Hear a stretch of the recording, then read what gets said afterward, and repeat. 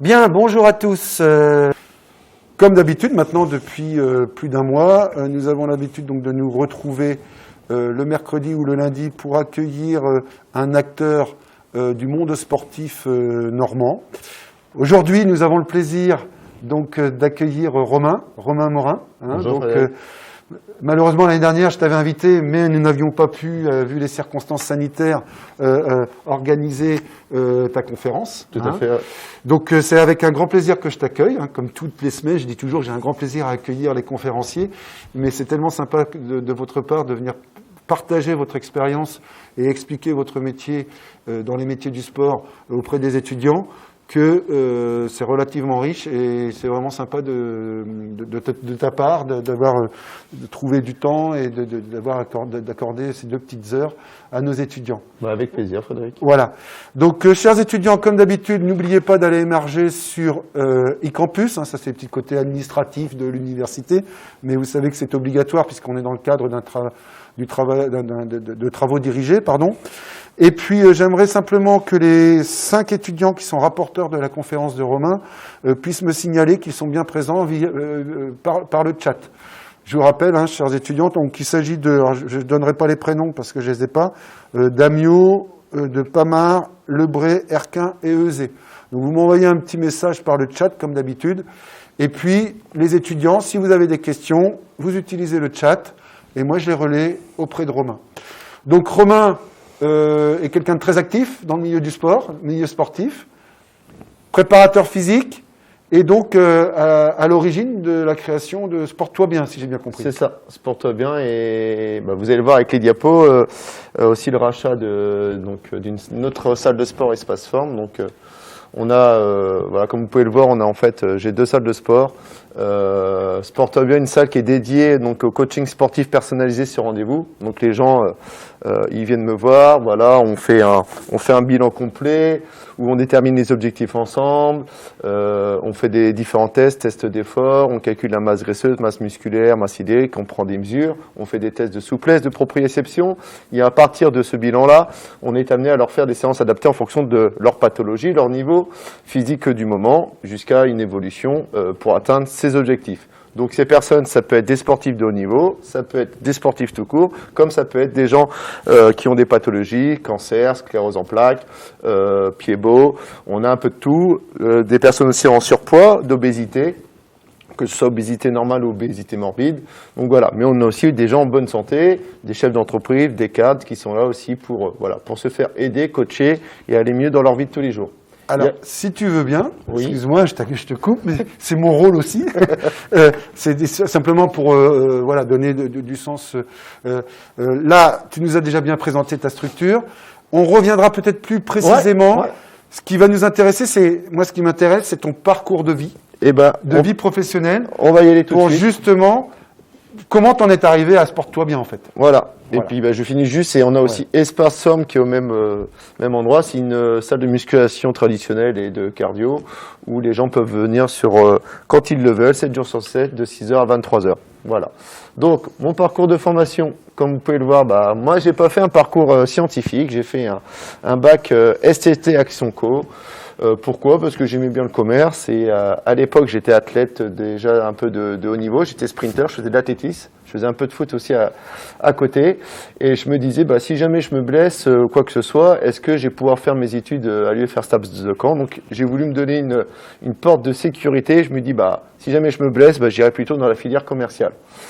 Donc, j'ai eu de la chance, je touche du bois, je ne me suis pas blessé. Donc, après l'obtention de mon bac, je suis parti à l'UFR STAPS de Caen. Alors, c'était dans les années 2000. Les années 2000. C'est quand même dire la petite anecdote, pourquoi je suis en arrivé à te contacter l'année dernière, c'est que je cherchais quelqu'un dans le domaine de l'athlétisme. D'accord. Donc j'ai contacté Jean-Baptiste Luron, que tu as dû connaître et que tu as dû avoir comme prof d'ailleurs, et qui me dit, écoute, pour moi, l'idéal, dans le cadre des conférences, Romain serait la bonne personne. D'accord. Donc c'est comme ça qu'on en est arrivé à se contacter. Et donc à l'origine, c'était cette valence athlétique qui m'avait intéressé. Et puis, c'est ça qui est intéressant, de voir de ta pratique sportive, comme tu l'expliques bien. Déjà, dans ce que dit Romain, il y a quelque chose qu'il faut que vous reteniez, les étudiants. C'est ce côté, je n'ai pas qu'une corde à mon arc. éventuellement, j'ai le côté commercial. C'est ça. Si ça marche pas du côté sportif. Exactement. Donc, retenez bien, donc, l'athlétisme, en fait, c'est ce qui m'a fait devenir ce que je suis aujourd'hui, en fait. Ça m'a ouvert énormément de portes, vraiment, sur la préparation physique. Donc, je suis arrivé ici, donc, pour vous remémorer, c'était à l'époque où ils étaient en train de construire la BU, donc l'endroit où nous sommes aujourd'hui. Donc, j'ai fait la porte ouverte. Donc, à l'époque, on appelait ça, les 2 premières années, c'était un DUG. On appelait ça le DUG Stab. Donc, j'ai fait le DUG. Ensuite, je suis parti. Donc, la 3e année, on appelait ça la licence. Donc, j'ai fait une première année licence éducation motricité, où on était stagiaire pendant une petite année dans un établissement scolaire. Voilà, on était élève stagiaire en tant que professeur de sport. Et ça m'a pas plu du tout.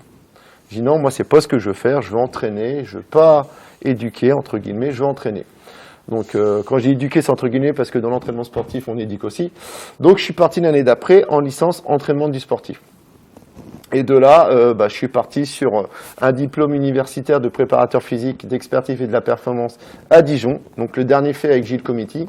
Donc, vous avez pu en entendre parler parce que c'est le précurseur de la préparation physique. C'est une personne qui a démontré beaucoup de choses, qui a été énormément critiquée. Mais moi, j'ai eu la chance de faire le dernier diplôme. Et pour vous dire, il est décédé 15 jours après l'obtention de notre diplôme. Ouais. Donc ça, c'est mon parcours, on va dire, scolaire. À côté de ça, j'ai passé mes diplômes dans le foot parce que je viens aussi du foot et tous mes diplômes dans l'athlétisme. Et actuellement, j'ai encore 39 ans. C'est juste pour finir la diapo. Vas-y, pas de problème. Je me forme encore. Je suis en train de suivre une formation de coach mental du sportif. Donc voilà dans la globalité des études et formations. Alors, ce qui est important à travers ce parcours, si tu veux, on va un petit peu voir quels ont été tes choix. En fait. Ouais, pourquoi, de quoi tu es parti. Pourquoi tu as eu cette volonté de te dire, ouh là là, il y a le sport, mais je veux quand même soit augmenter mes diplômes à travers les diplômes du football, les diplômes de l'athlétisme. Soit tu nous as parlé éventuellement, pourquoi pas, d'une formation commerciale, au cas où. C'était quoi ta mentalité, en fait ? Qu'est-ce qui a fait que il y a une telle richesse dans ton parcours, en fait ? En fait, je voulais, comme tu l'as dit tout à l'heure, je voulais avoir plusieurs arcs, plusieurs branches, cordes à mon arc. Et surtout, c'est que j'ai voulu vraiment me former. J'étais déjà sur le terrain, donc j'étais athlète et j'étais déjà sur le terrain. C'est-à-dire que la préparation physique, on n'en parlait pas beaucoup à cette époque-là, dans les années 2000. Quand on parlait à un coach d'une équipe, que ce soit de foot, pas de l'athlète, du hand ou de football, ils avaient un petit peu peur parce qu'ils avaient peur que le préparateur physique prenne la place du coach. Alors que c'est pas du tout ça. Donc il a fallu qu'on leur explique que le préparateur physique il est là pour aider, pour optimiser les performances de son équipe et vraiment de l'épauler. Donc moi, à côté de ça, je ne l'ai pas mis dans la diapo, en plus de ça, j'avais un 30 heures. J'étais salarié par la ville de Caen. Donc j'étais éducateur de quartier, donc à la grâce de Dieu. Donc j'étais responsable sur 3 écoles du soutien scolaire et aussi je faisais faire pas mal de sport dans les écoles, ce genre de choses. Donc c'était en complémentarité avec tes études. Pour payer mes études et pour pouvoir vivre. Alors, vous voyez, une fois de plus, là Romain nous montre bien que dans le parcours il n'est pas linéaire, non. Et que tu touches à différents domaines. Voilà. Et entre autres, là c'était alimentaire, on va dire. C'était alimentaire. Mais en même temps, tu étais en contact avec des enfants. Tout à fait. Avec des jeunes. Tout à fait. Ce qui t'a donné déjà une première expérience de l'encadrement, de la pédagogie. Voilà, tout à fait. Donc une relation théorie-pratique en fait. Tout à fait, tout à fait. Et super métier. Donc. T'as fait ça combien de temps ? Alors moi j'ai fait ça de 99 à 2008. Donc j'ai été en plus j'étais employé par la ville de Caen, donc j'étais titulaire, donc j'avais cette fonction de fonctionnaire. Et en 2008 je suis parti. Voilà, j'ai démissionné entre guillemets. On n'a pas le droit de démissionner, mais j'ai fait une lettre comme quoi j'ai arrêté et j'ai créé ma première entreprise en 2008. Hop. D'accord. Alors, je continue sur le parcours. Quand même. Excuse-moi. Pas de souci. Je fouille. Tu peux. Il faut pas que ça t'embête.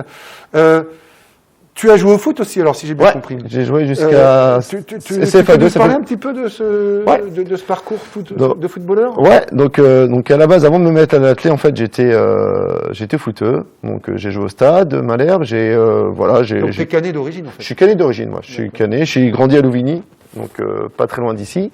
Donc voilà, je suis footeux, j'ai fait peut-être des mauvais choix qui m'ont un petit peu contrarié et du coup un petit peu dégoûté du foot. Et ma tante qui était à l'époque, qui était présidente de la ligue d'athlé, m'a dit viens essayer l'athlétisme. Et c'est comme ça qu'à l'âge de 15 ans... C'est ça qui m'intéresse, parce que là, tu touches des choses qui sont très importantes Ouais. dans le parcours de vie. Alors, sans rentrer dans l'intimité. Non, il n'y a pas de bien souci. sûr. Ouais, Les mauvais choix.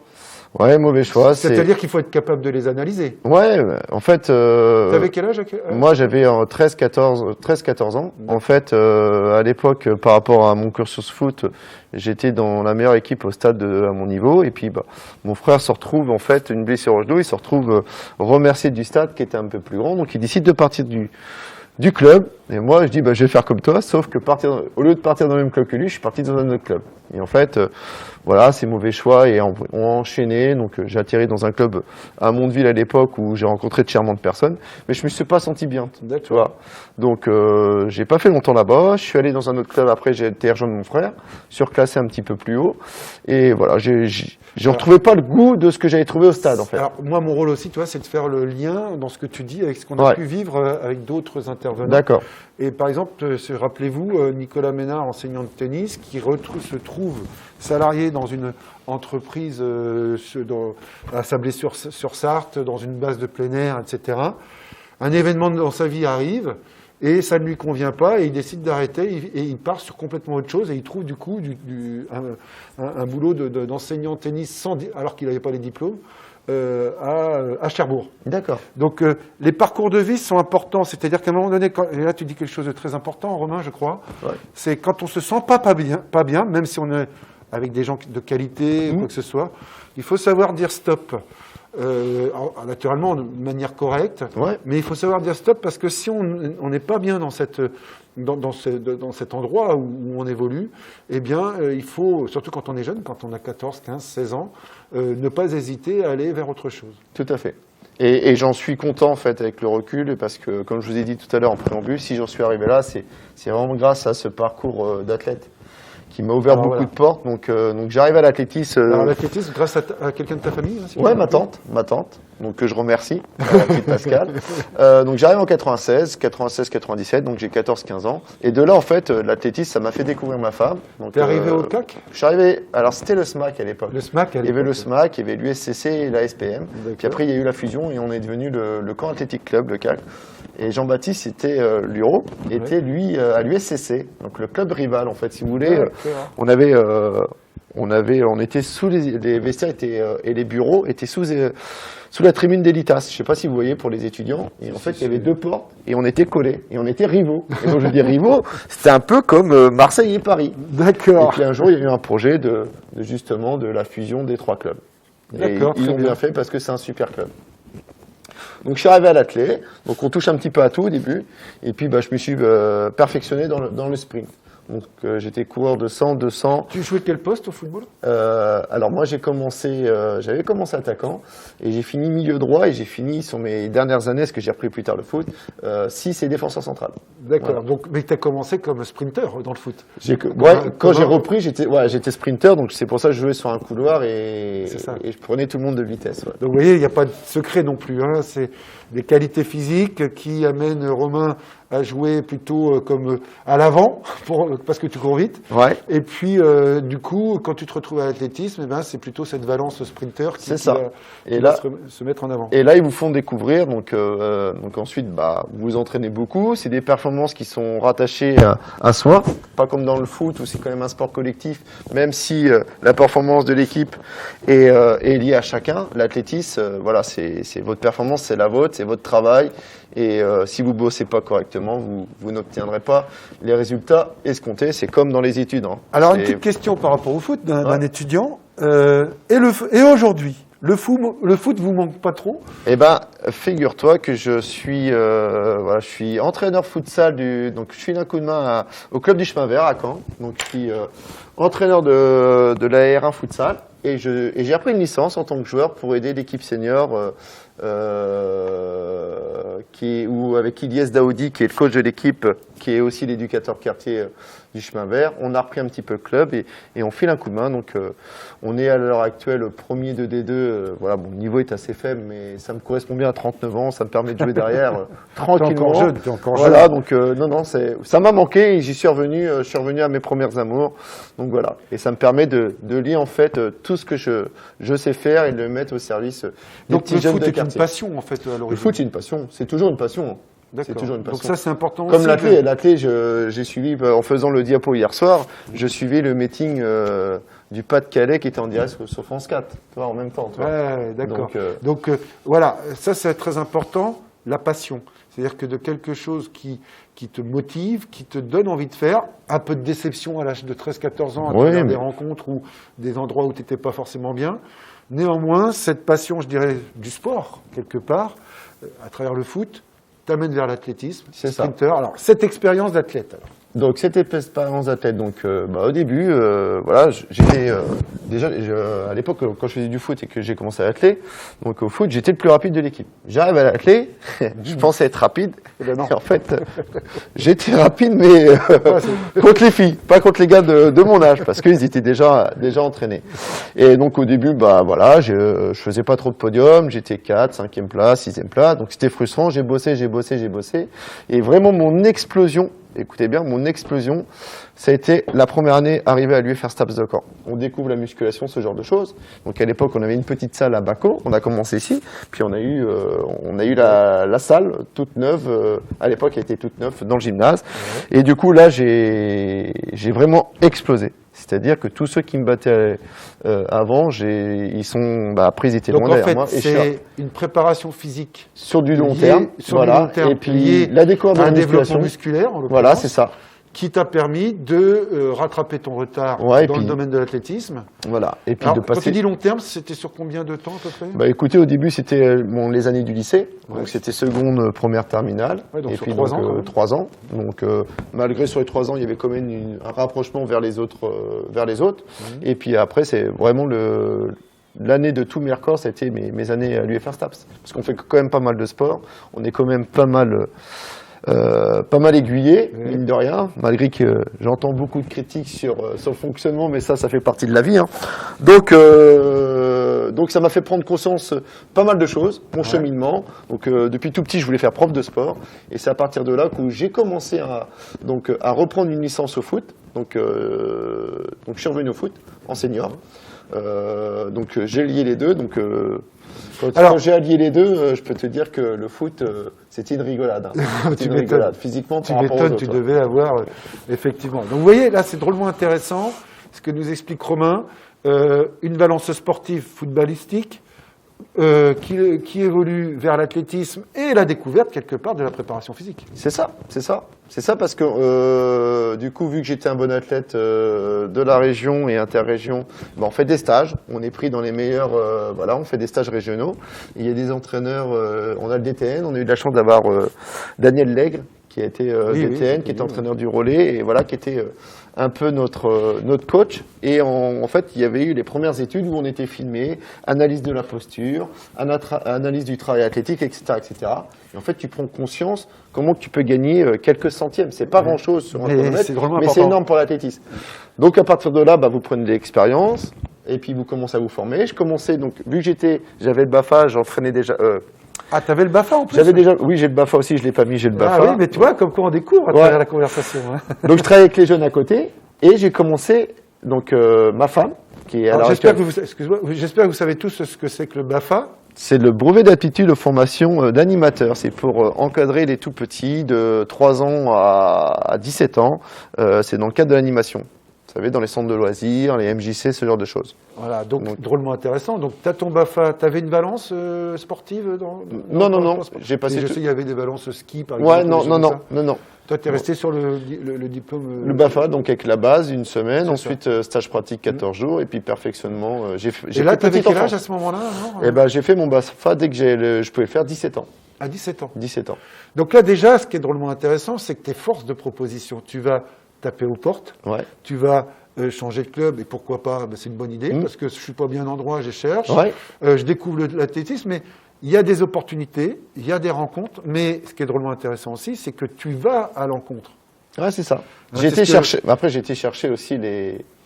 En fait, dans la vie, vous verrez, vous obtiendrez les choses que par vous-même. N'attendez pas que, voilà, qu'on vous tend la main ou quoi que ce soit, ça arrive très rarement, malheureusement. D'accord? Donc, si vous voulez y arriver, c'est à vous d'aller un petit peu taper aux portes. Et puis, à force de persévérer, vous y arriverez. Ça, j'en suis sûr. Ça, j'en suis sûr. Voilà, alors ça, c'est drôlement important. Dans tous les parcours que l'on a vus depuis le début, regardez Adrien Duterte la semaine dernière, qui a à peine 30 ans et qui est en train d'exploser sur la préparation mentale dans la région, en 6 mois, hein, pas plus. Hein. Après, il faudra voir sur le long terme, mais Ouais. au moins 6 mois. Mais c'est pourquoi? C'est parce qu'il travaille comme un fou, il est hyper rigoureux, il tape aux portes. Et puis ça marche pas, mais au moins il y va, quoi. Et là, tu montres la même chose. Nicolas nous a montré. Quentin Hurel de la Fédération française du sport en entreprise, pareil, nous a montré cet engagement, cette frapper aux portes pour pouvoir y aller, quoi. Et vous verrez, Franck Doudet la semaine prochaine vous expliquera son parcours au milieu de la Fédération française de football. Il a été le premier CTR, enfin conseiller technique régional, par exemple, à être recruté sans BE2. Et puis, naturellement, il l'a passé parce que c'était obligatoire.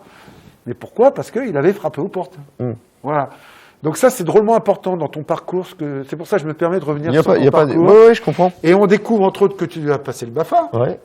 que tu as eu donc un travail d'éducateur De quartier avec la ville de Caen, Ouais. que tu te formes dans le foot, dans l'athlétisme, que parallèlement tu fais tes études, licence éducation motricité. Là, pareil, explique-nous ça un petit peu.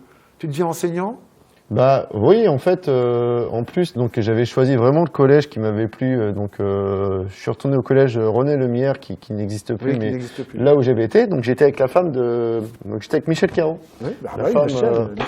Donc, avec Michel qui était ma prof de sport que j'ai eu pendant 4 ans au collège. Donc, super, j'étais vraiment dans les bonnes conditions. Et honnêtement, ça m'a pas plu du tout. Oui, J'étais mais dans parce ce- que tu l'as fait, tu l'as su. Voilà, donc voilà, j'ai fait mon année et puis je suis parti dans la licence entraînement du sportif. Parallèlement, j'ai passé aussi mes diplômes à côté de l'étape, c'est éducateur territorial des activités physiques et sportives Ah, bah encore. de la ville de Caen. Donc à côté de ça, Alors, les STAPS te proposaient une formation à ces concours à l'époque? pas encore, Pas pas encore. C'est plus- Mais ça j'ai arrive eu plus Philippe tard. Brézaché, c'était Philippe à l'époque qui faisait les formations pour la ville de Caen. D'accord. Donc j'ai eu Philippe, par contre, formation étapes. Donc voilà, quand même, tout se recoupe un peu. Tout se recoupe. Et après, je pense que vous faites maintenant. Ça a été intégré aux formations, me semble-t-il, Ouais. puisqu'il y avait Bernard Alain aussi qui était Ouais. dessus.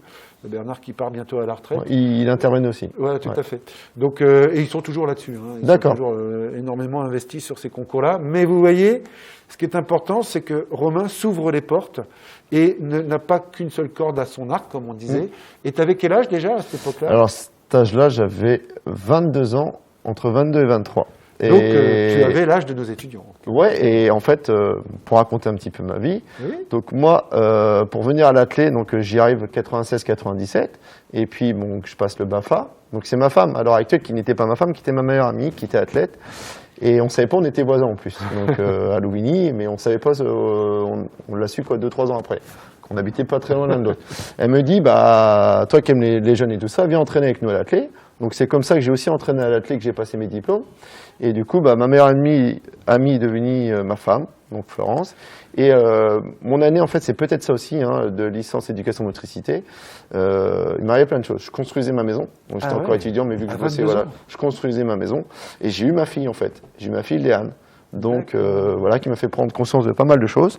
Donc C'est sûr que quand on pour faire devient vite, papa, j'avais statut au niveau. Je m'entraînais 2 fois par jour. J'avais un 30 heures à la ville de Caen. Je suivais mes études. Je construisais une baraque. Et j'étais papa. Donc je partais à 7 heures le matin. Je rentrais à 21 heures le soir. Et j'entraînais en plus dans les clubs aussi un petit peu pour gagner un peu d'argent. alors, c'est drôlement intéressant, on en a parlé à travers Nicolas il y a 15 jours, c'est-à-dire qu'il y a le parcours professionnel, mais il y a le parcours de vie de manière plus globale, et il y a aussi cette notion de bien-être à retrouver, d'épanouissement à travers la rencontre de ta femme, l'arrivée de cet enfant, et trouver le juste milieu pour construire le projet, en fait. Tout à fait. Le projet de vie. Tout à fait. Donc ça, c'est intéressant de savoir ça aussi. Donc je continue, et puis Oui, bien sûr. cette année-là, je pars au ski, et je fais être l'équipe, et je tombe sur une grande publicité du DU de préparateur physique de Dijon, de Cometti. Puis je dis, mais c'est ça que je veux faire, c'est ça. Donc, à l'époque, c'était sur dossier. Donc, j'envoie mes diplômes, je fais une lettre de motivation, et puis c'est accepté. Puis voilà pour l'aventure. Alors, avant d'en arriver à ton début, préparateur physique. j'ai une question de Baptiste Vaubaillon, un de nos étudiants. Bonjour Baptiste. Voilà, donc lui, il s'intéresse à savoir quel type de diplôme as-tu passé dans le monde du football? Alors, j'ai passé, alors ça s'appelle plus comme ça, mais c'est initiateur 1, initiateur 2 et animateur senior. Et j'ai aussi les prérequis et j'ai l'équivalence. J'ai pas la pratique du BE1, mais j'ai l'équivalence de la théorie grâce au DocStaps qui nous donne qui à les l'époque prérequis. nous donnait la possibilité du tronc commun. Voilà, exactement. Et là, je me suis renseigné si je voulais valider. J'ai juste la partie projet à valider. Oui, mais alors, ouais, c'est vraiment important. Ces diplômes que tu as de l'époque, tu peux certainement les valider. Voilà. Parce que moi, j'avais revalidé, enfin réactualisé la valeur de mes diplômes quand je suis redevenu entraîneur 10 ans après. Et ils m'ont tout revalidé. Et le gros avantage, c'est que tout ce qu'on fait qu'à un moment donné, même si on le laisse un peu de côté, on peut le réactiver à partir du moment où on l'a fait correctement à l'époque. C'est ça. Donc ça, c'est important. Il faut ne rien négliger.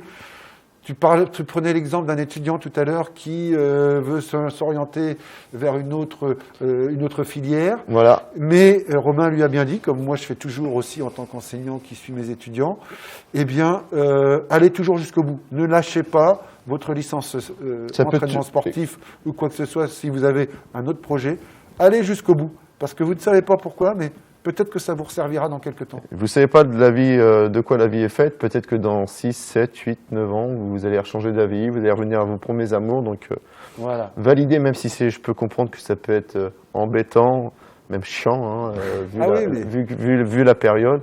Mais les garçons, c'est 4, 5 mois dans une vie, c'est que dalle. C'est que dalle. Validez. Et puis, ensuite, vous serez sûrement content d'y revenir par la suite. Donc, ça ouvre tellement de débouchés. Et c'est vrai que là, à l'heure actuelle, on est tous dans une période morose, on broie pas mal de noix, on a du mal à prendre du recul et voilà. Vous pouvez bifurquer, et on va en parler après, vers un brevet professionnel à G2F. Donc je suis aussi, je vais vous dire, je suis prof aussi. Donc vous avez aussi des BE, des BP maintenant où vous pouvez être entraîneur, vous pouvez intervenir dans les salles de sport, dans les associations. Voilà. Vous avez pas mal de choses. La licence entraînement du sportif peut vous donner des bases. Vraiment des bases théoriques, vous allez prendre de l'avance. Ce qui manque, à mon goût, c'est la pratique. C'est la pratique du terrain. Et pas, plus, en ce moment, pas personnelle, mais la pratique du terrain. Mais en même temps, en ce moment, c'est compliqué. C'est un débat que j'aimerais bien avoir avec les professeurs du FR Staps. On va pouvoir en parler. Le diplôme universitaire, donc tu vas au ski, tu vois une grande affiche. Voilà, dans le journal de l'équipe. À l'époque, vous savez, il y a existé les journaux, je ne sais pas si vous connaissez, c'est parce que maintenant c'est en digital. Et en fait, il y avait sur la première page. La presse écrite, comme on dit. Voilà, la presse écrite, je cherche mes mots. Et je les contacte dans la foulée, je suis au ski, je les contacte. Et puis, alors, une fois de plus, tu vois quelque chose et boum, tu prends le téléphone. J'ai pris le téléphone, ils m'ont dit, envoyez-nous un CV et tout. Donc, à peine rentré le week-end, j'ai tout envoyé. Et puis, j'ai été validé une semaine après. Donc, tu as tout envoyé. Qu'est-ce que ça conseille? C'est-à-dire qu'il fallait envoyer en fait les différents diplômes, la lettre de motivation, et puis un petit peu d'argent quand même. Alors, comment as-tu appris à faire une note de motivation? Eh ben, grâce à mon bac STT Action Co, où on a quand même découvert pas mal de choses, mine de rien. C'était les premières années où on avait un ordinateur. Mais on n'avait pas des ordi comme ça, c'était des grands trucs. Avec les machins. Voilà, donc dans la formation... Avec les grosses disquettes. Exactement, dans ma formation bac, voilà. D'accord, donc tu savais... C'est important ça quand même, de savoir que tout peut servir. Le bac STT Action Co t'a permis de construire l'aide de motivation et j'imagine que tous tes boulots, tu les as gagnés, tu les as réussis grâce à ces lettres que tu... oui, tout à fait. Et ton CV que tu savais organiser. Tout à fait. Donc tu envoies tous ces documents-là et tu es accepté. Et je suis accepté. Alors comment ça se présente concrètement ensuite? Alors, le DU, c'est sur une année, c'est ça? C'est sur une année, donc c'est un diplôme qui m'a quand même, d'un point de vue financier et temps, m'a coûté beaucoup d'argent.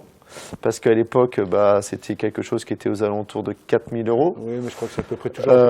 Il faut savoir qu'on avait entre 6 et 8 stages. Donc, c'est des stages où vous y êtes du jeudi au samedi. Des fois, le premier stage, c'est sur une semaine. Donc, il faut descendre sur Dijon. il faut vous héberger sur une semaine. Il fallait se nourrir, bien entendu, et puis les frais d'essence, etc. Et puis ils sont tellement bons et c'est vraiment bien fait. L'UFR Stabs de Dijon, ils ont des grands gars avec des grandes machines, etc., qu'ils arrivent à vous faire acheter des logiciels de préparation physique, des livres, etc. Donc mon année, on va dire 2006-2007, m'a coûté aux alentours de 10 000 euros quand même. D'accord. Alors on peut parler d'investissement maintenant ? Ouais, prêt avec ma petite femme, un prêt personnel en fait. D'accord. Alors il faut savoir qu'aujourd'hui, un peu comme a fait Nicolas Ménard d'ailleurs. Et moi Oui, vas-y, excuse-moi Fred. Moi je me forme toujours. Je suis aussi un joueur de poker à l'heure actuelle, donc je prends des formations. Vous voyez aussi que je fais une formation de préparation mentale du sportif. Le meilleur argent que vous pouvez mettre, c'est sur vous. Formez-vous, formez-vous, formez-vous. C'est le meilleur investissement que vous pouvez faire, c'est la formation de soi. C'est hyper important. Comptez pas sur les autres, mais formez-vous, c'est hyper important. Alors, Adrien nous l'a montré la semaine dernière. Alors lui, il a eu la chance, dans le cadre de sa structure au Canada, il a trouvé une structure qui lui a permis d'accéder à des diplômes et de passer des formations comme ça. Et puis il est revenu en France, il a passé un diplôme en hypnose, etc., etc. Ce qui peut être intéressant pour vous, Nicolas Ménard a réussi à se former comme ça, lui, avec le BE tennis, entre autres. Mais lui, il avait déjà le Bézan, tu vois, quand même. Il avait quand même un parcours de formation assez intéressant. Et il a trouvé un club de tennis qui lui a payé sa formation pour devenir enseignant diplômé. Donc ça peut être intéressant aussi d'essayer de taper aux portes des structures pour voir dans quelle mesure une formation complémentaire à votre licence peut vous permettre de vous spécialiser dans un domaine. Et ça, je pense que c'est important. Mais ça existe, il y a des clubs qui recherchent. À le mettre en avant. Vous avez les services civiques à l'heure actuelle, vous avez aussi des contrats pro, ce genre de choses. C'était les emplois jeunes à ton époque. Hein. Voilà, c'était ça. En fait, l'État met beaucoup de moyens pour la formation des jeunes. Voilà. Néanmoins, toi, tu prends une autre voie, tu paries sur toi-même. Ouais, je parie sur moi-même. Tu fais carrément un prêt. Voilà, c'est ça. Et en fait, ce diplôme universitaire, en fait, j'avais. Alors, donc il y avait les différents stages, il y avait du contenu théorique, on avait aussi de la pratique, et on avait un stage à faire sur un club, donc de préférence un club de haut niveau. Donc à l'époque, je jouais au foot à Bretteville-sur-Redon, et le CTR football, qui était Christophe Boulan, était mon entraîneur. Je connais bien. Voilà, et Christophe me dit, écoute, je connais Hervé Coudray, qui est la DR des JS de Caen, qui est responsable du secteur haut niveau, mais qui est aussi entraîneur de l'équipe filles de Mondeville Basket. Donc à l'époque, Mondeville était en ligue féminine. Il était déjà sur l'équipe de basket à l'époque. Ouais, il venait de Rennes. Et là, c'était le plus haut niveau que tu pouvais trouver. Voilà, et ça jouait l'Euroleague. L'Euroleague au basket, c'est l'équivalent de la Ligue des champions au foot. Voilà. Donc il me dit, je peux te mettre en contact. Donc je contacte Hervé. Toc, je lui envoie un message. Donc il me convoque un matin, parce qu'il est très matinal. Hervé, il me donne rendez-vous un lundi matin à 7h30. Ah bah oui, donc j'y vais un peu tout péteux. Voilà. Et puis il me dit, bon voilà, 3 possibilités.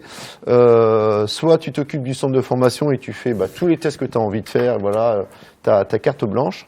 Soit 2, tu te mets dans la tribune, tu regardes ce que je fais, tu prends des notes, des vidéos, et puis voilà.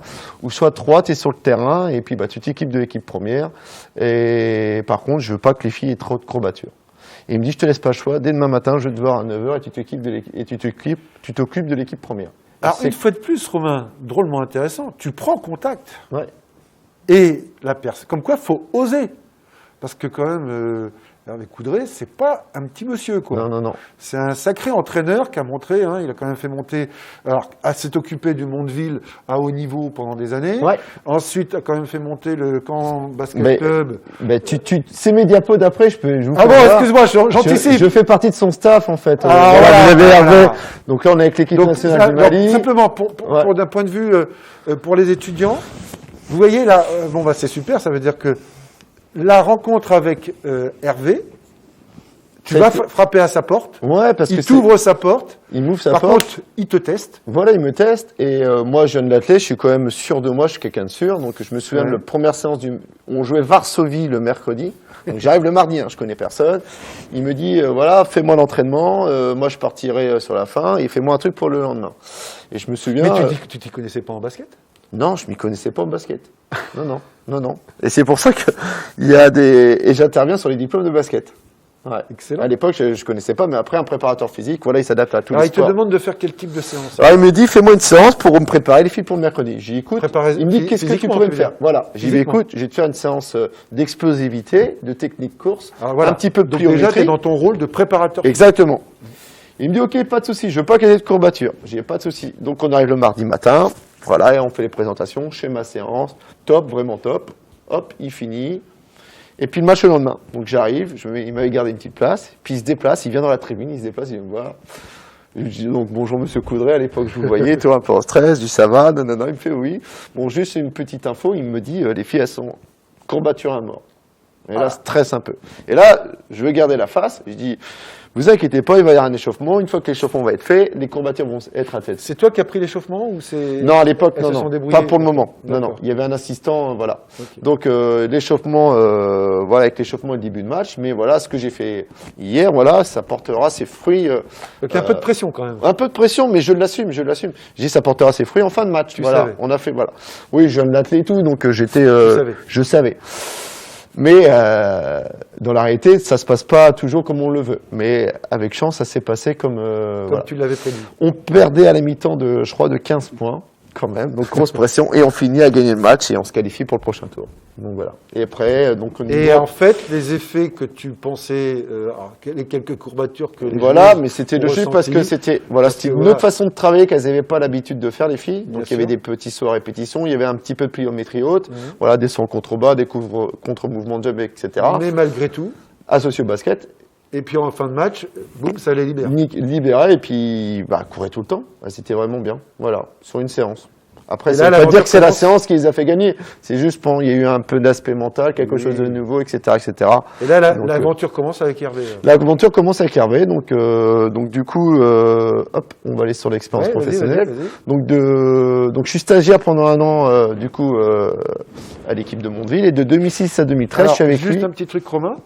Vous comprenez bien, les étudiants, que là, il y a, on va dire, un virage important, on va dire, dans ce que Ouais, tu vis. ouais. Parce que ce DU de préparation physique, C'est ce qui m'a pareil, à Dijon, mais tu as poussé les portes, tu as investi 10 000 € pour faire cette formation, etc.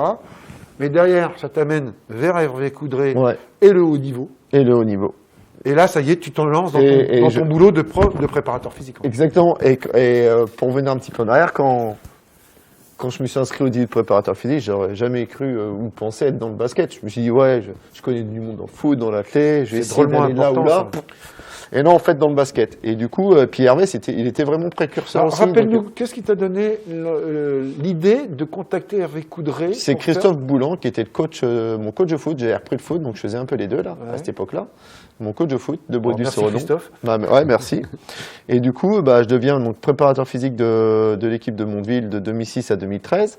Et puis ça m'ouvre des portes. Je deviens aussi, grâce à ça, je l'ai pas mis, mais je deviens aussi dans les mêmes années à peu près préparateur physique du pôle espoir féminin de la Haute et la Basse Normandie handball. Ah oui, donc Donc, tu vas je travaille- aussi vers le hand. Je vais vers le hand, donc avec Hervé Vigor, qui était le CTR à l'époque, avec Christian Lemoyle, qui était l'entraîneur aussi du Camp Basket Club, et qui voilà, était prof au SWAPS. voilà, qui est parti à Lorient. Tout à fait. Donc j'étais aussi responsable du centre haut niveau handball de la région. Donc je m'occupais de la salle de muscu avec. En fait, il y avait des étudiants en STAPS à la fac qui faisaient partie d'un centre espoir. Donc je l'ai pas mis sur les expériences. Mais pas- Donc j'avais tous les STAPsiens en fait. Alors, c'est drôlement important parce que 2006-2013, mais parallèlement, tu fais 2008-2012, donc tu as plusieurs fonctions Ouais, en tant ouais. que préparateur Ouais. physique. Plus entraîneur d'athlète, plus entraîneur de foot. Hein, j'ai pas mis. Hein. Non mais là, par rapport à ce que tu nous présentes, qu'est-ce qui fait que ces structures, là, je vois le pôle espoir féminin Normandie, équipe professionnelle de basket, dont tu nous as dit, tu nous as expliqué, qu'est-ce qui fait que ces structures te font confiance à ce moment-là? En fait, je suis un peu nouveau dans le domaine du sport. Tiens, on parle un peu d'un préparateur physique. C'était vraiment les débuts, c'est les débuts. Et Hervé, il connaît quand même, il était encore la DR un petit peu, et puis voilà, le CTR, il discute, il me dit, on recherche quelqu'un dans le hand. Hervé, est-ce que tu crois que ton préparateur physique, ça l'intéresserait? Et on a échangé, et c'est comme ça, je suis arrivé aussi dans le hand pendant plus de 4 ans. Alors, petite question, parce qu'on en a parlé la dernière fois, je ne sais plus avec qui, je me demande si c'est pas Adrien, du point de vue mental.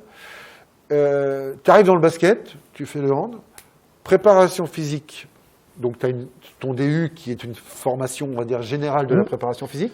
Plus, et surtout, bon, il y a le DU qui me donne quand même pas mal de choses, mais c'est surtout mon, ce qui fait, c'est vraiment mon passé d'athlète, en fait. C'est vraiment l'athlétisme qui m'a fait découvrir et ressentir les choses de la préparation physique, parce que c'est vraiment sur la performance, elle est liée à soi, et en fait, toutes les qualités que vous pouvez mettre sur votre corps qui vous fait aller avancer. Et du coup, c'est l'association du DU et de mon, on va dire, mon expérience et mon expérience et de mon vécu d'athlétisme qui font que je suis différent des autres. C'est-à-dire que, vu que je viens de l'athlète, je fais des choses que d'autres préparateurs physiques ne font pas. C'est-à-dire tout ce qui est technique, course, gamme athlétique, ce genre de choses, tous ceux qui viennent pas de l'athlétisme, ils ne connaissent pas. Ils ne connaissent pas. Donc, j'ai un rôle différent. Et ça, vous pouvez l'associer à tous les sports. Alors, c'est ça que c'était ma question. Si vous voulez, j'ai la base, j'ai mon tronc. Mon tronc, c'est l'athlète. Alors, ma question, moi, c'est ça, c'est est-ce que néanmoins, quand tu arrives dans le basket, quand tu arrives dans le hand, quand tu arrives dans le foot, ta formation STAPS, qui a dû quand même t'apporter des connaissances sur les différentes didactiques, excuse-moi, je prends des mots théoriques, mais didactiques de ces sports-là, t'aident pour construire la préparation physique des basketteuses, par exemple? Alors, je vais être honnête, non.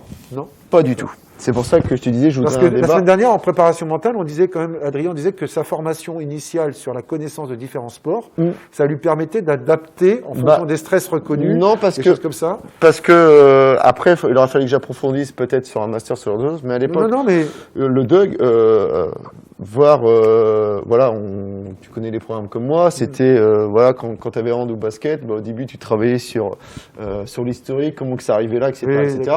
Et au final, moi je te parle vraiment de la connaissance de l'activité. Non, sur la connaissance, non, c'est vraiment. Ton boulot d'entraîneur, de préparateur, peut s'adapter à n'importe quelle activité physique. Tout à fait. T'as pas besoin Par contre, il faut que tu répondes à une commande. Donc voilà, à vous après de trouver les exercices qui correspondent. Donc il faut s'intéresser au sport en lui-même aussi. Voilà, trouver des exercices que vous connaissez vous en tant que préparateur physique et vous l'associez au sport en lui-même. C'est ça. Donc c'est pour ça que je touche à tout. J'ai, vous le verrez un peu plus là, j'ai du monde dans le basket, j'ai joueur de foot pro, j'ai gymnaste, j'ai athlète, j'ai handballeur, j'ai basketteur, je touche à tous les sports. Je touche à tous les sports. Donc ça, c'est drôlement intéressant ce que tu dis. C'est-à-dire quand même que ton expérience athlétique, ton DU, te permet quand même de t'adapter, mais tu réponds aussi quand même, parce que moi je suis entraîneur, j'ai pris un préparateur, un jeune, bon voilà, mais j'ai une commande à chaque fois, je dis, parce que l'entraîneur Hervé Coudray, il s'y connaît en prépa physique. Il s'y connaît un peu plus, mais à l'époque, il était honnête, il ne connaissait pas grand-chose. Ah ouais, moi, tu vois, de ma propre formation, j'ai des connaissances sur la prépa physique, mais j'ai pas envie de l'approfondir, parce que j'ai autre chose à gérer. Exactement. Et lui, c'est la raison pour laquelle, maintenant, j'ai besoin d'un préparateur physique, j'ai besoin d'un préparateur mental, même si moi, je connais ces choses-là. Tu vois. Et après, à moi de faire en sorte, voilà, moi, j'ai un match important dimanche prochain, tu te débrouilles, mais je voudrais que là, mes filles soient au top. Donc, le préparateur physique répond, comme tu dis, à une commande. Et quand je disais tout à l'heure, Hervé était un précurseur parce qu'il disait toujours, moi, je suis bon dans tout ce qui est tactique, technique, mais tout ce qui est préparation physique, c'est pas mon truc, je ne connais pas. Et il le disait, on peut pas être bon dans tous les domaines. On ne peut pas être bon dans tous les domaines. Et puis, il faut avoir du temps. Parce que la préparation physique, il faut avoir du temps parce que, mine de rien, derrière, il y a eu beaucoup de boulot et ça m'a fait découvrir une équipe nationale. J'ai eu la chance de faire, donc avec Hervé, on a eu l'équipe du Mali. Donc, c'est intéressant ça, explique-nous ça. Ouais, donc Hervé, voilà, il m'appelle un été, il me dit Romain, est-ce que tu peux venir à mon bureau? Donc voilà, j'ai quelque chose à te proposer. Donc j'y arrive, puis il m'explique, voilà, projet Mali, où il vient d'être nommé entraîneur donc de l'équipe nationale. Et il me dit j'ai besoin d'un préparateur physique et d'un adjoint. Est-ce que ça t'intéresse? Voilà. Alors, adjoint, quand il dit adjoint. Oui, j'ai pas de diplôme dans le basket, mais entraîneur adjoint, parce que c'était. Tu commences à t'y connaître en basket. Hein. Je commence un peu à m'y connaître. Il m'a quand même pas mal formé sur pas mal de choses parce que j'aime savoir et j'aime découvrir des choses. Donc, il m'a donné plusieurs cours, mais après, j'ai pas de diplôme dans le basket, donc bien sûr. Je serais un très mauvais entraîneur. Je peux être un bon assistant, mais entraîneur lui-même. Tu vois, j'insiste. Il faut savoir s'y connaître. L'activité basket, grâce à Hervé Coudray, tu la connais quand même. Oui. Tout ce qui est schéma tactique, gestion du mais il y en a beaucoup. Oui, voilà. Voilà. Et puis après, vous connaissez aussi des joueurs et tout ça. Donc j'ai eu l'équipe nationale, on a fait les championnats du monde de basket. Donc en République tchèque, on finit 15e. On est la première nation africaine à remporter un match au championnat du monde. Ah oui, super. Et en fait, ça, pour moi, c'est une chose forte parce qu'on a fait quand même 3-4 mois de préparation physique avec les filles. Donc mon rôle, c'était de les mettre tous en forme. Elles jouaient dans différents championnats, donc que ce soit donc en France. Culture africaine, c'est culture africaine, mais la chance, elle parle, Et ça parle français. c'était au Mali que vous travailliez? Alors pour la Coupe d'Afrique des Nations, on était au Mali. Sinon non, on a fait un stage à Temple-sur-Lot. Ensuite, on est parti en Espagne. Ensuite, on est parti en Tunisie. Donc ça fait partie des 3 mois de préparation. Ça fait partie des 3 mois de préparation. Ensuite, on est revenu sur Caen, finir la préparation ici, donc avec des matchs amicaux un peu partout, et on a décollé pour les championnats du monde en République tchèque. 2 ans? J'y étais pendant 2 ans en préparateur physique, ouais, parce que l'année d'après, on avait la Coupe d'Afrique des Nations. On finit 3e. Sacrée aventure quand même. Et voilà, et on finit 3e, et on se fait voler en demi-finale par l'Angola, par les arbitres africains, peu importe. Ils se valident un panier qui n'a même pas eu de shoot. Ouais. On perd de 2 points, et en fait, les 2 premiers allaient aux Jeux Olympiques de Londres.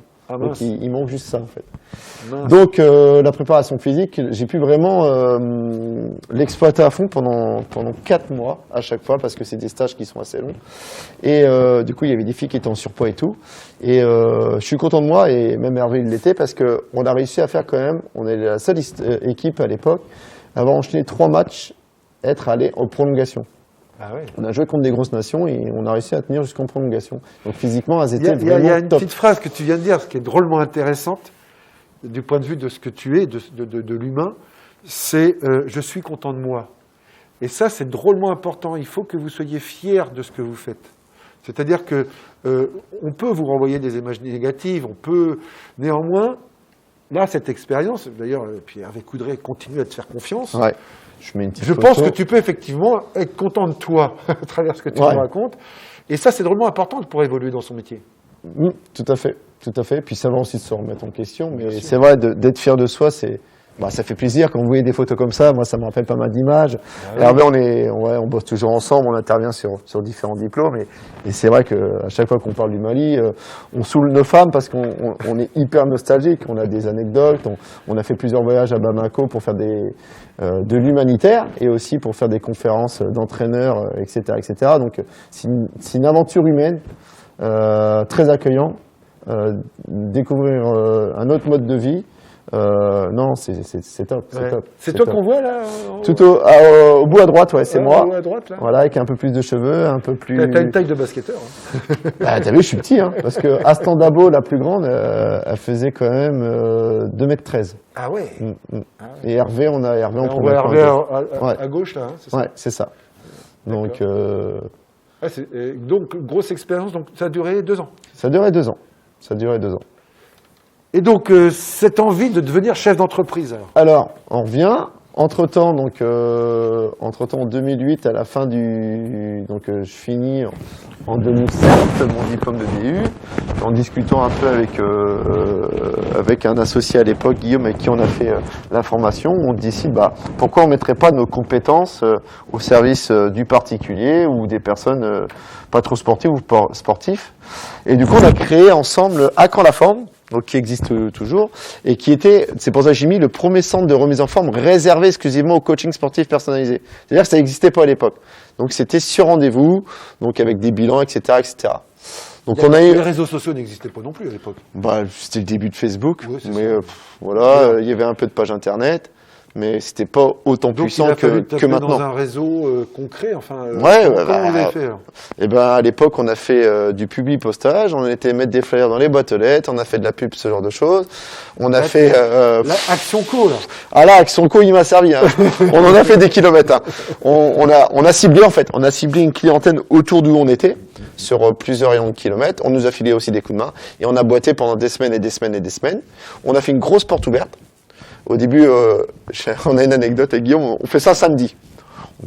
Et puis on met le début à 13h30. Donc on avait préparé des petits gâteaux et tout. 13h30 personnes, 14h personnes, 15h personnes. Donc en rigolant, je dis à Guillaume, enlève le vigile en bas et laisse-les rentrer les gens quand même. Et en fait, les gens sont arrivés on devait finir à 18h, ils sont arrivés à 16h, ils sont repartis à 20h. Et en fait, ils faisaient leurs courses et tout. Et puis il y a eu du bouche à oreille et puis on s'est fait connaître comme ça. Comme ça. Alors ça, il faut le savoir, même s'il y a les réseaux aujourd'hui, ça fonctionne toujours. Hein. Ouais, alors les stats, publi postage, donc ce que vous mettez dans les boîtes aux lettres, hein, surtout ne mettez pas quand c'est marqué pas de prospectus, ne mettez pas parce que ces gens-là, ils peuvent vous embêter puis ils vont vous faire de la mauvaise pub. C'est plus facile de faire une mauvaise pub qu'une bonne pub. On a entre 4 et 8% de retour. Donc en gros, vous distribuez 100 flyers, vous pouvez avoir 4 retours, entre 4 et 6 retours. C'est énorme quand même. Hein. C'est énorme, c'est-à-dire qu'un retour c'est téléphonique où ils posent des questions. Et puis si vous êtes bon, sur ces 4 ou 6 personnes-là, vous pouvez récupérer entre 50 et 80% des gens. Concrètement, ça demande un investissement quand même financier. Bah ouais, parce que il a fallu, donc on a créé la salle, on a créé une salle de sport, on a dû acheter du matos. On était les premiers, les deuxièmes. On a acheté des power plates à l'époque.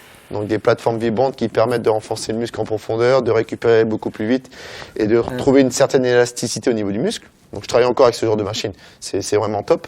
Vous devez le voir dans le cours, ce sont sur la préparation physique, vous avez peut-être un cours sur l'électrostimulation et sur les plateformes vibrantes. Donc ça en fait partie. D'accord.